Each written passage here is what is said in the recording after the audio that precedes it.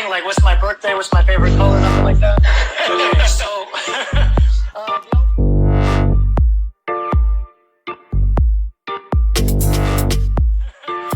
the alpha male coach. So basically it was like this. I was a fitness instructor for a long time. I ran my own gym. I was into CrossFit, so I had my CrossFit affiliate, and I ran that gym for about 8 years. I saw amazing things happen in that gym. I saw people get together in relationships. I saw guys and girls like lose a ton of weight. They'd lose hundreds of pounds.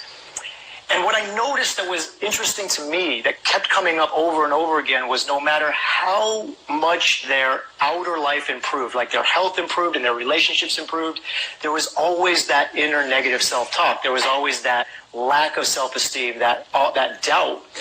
And so it got me to move, it got me to shift from physical fitness and health into cognitive mastery and emotional ownership. And the term alpha male, it's not the old definition, right? I'm actually redefining that term in a very different way. That guys like you that are following and know, it has nothing to do with the traits or characteristics of behavior. It has to do with how you master your mind to create the results you want in your life. No, absolutely. You know, but being able to, you know, going after your dreams, going after what you want, going after your goals, that is what I teach, but I teach it cognitively and emotionally. So it's not, you know, it's not a behavior. It's not a, you know, do this, follow this, you know, follow that.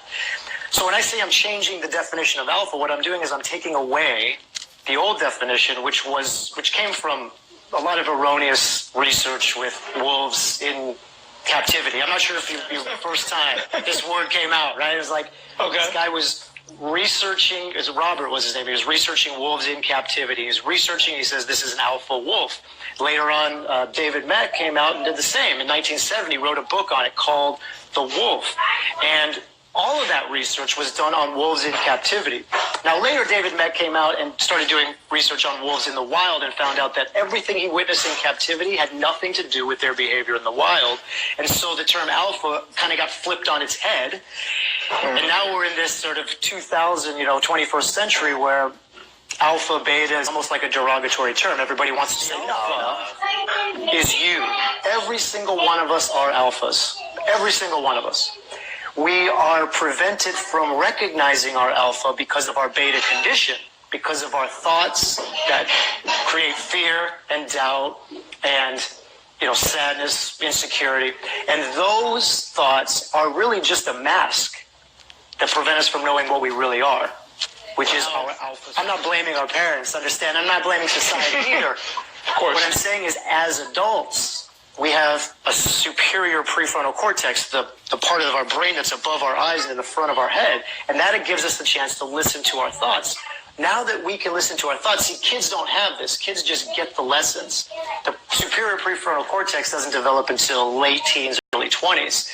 So now that we have that, and we can be aware of our beta condition, a lot of people are aware of the sentences, but they think they are the sentences, right? And they identify and engage with their thoughts. And so that ego, that beta condition, is that circumstances, all circumstances, are neutral. And these circumstances are the past, everything that happened in the past, the present moment as it's unfolding in perfection right in front of us. And that includes other people. So all people, what they thoughts create emotion.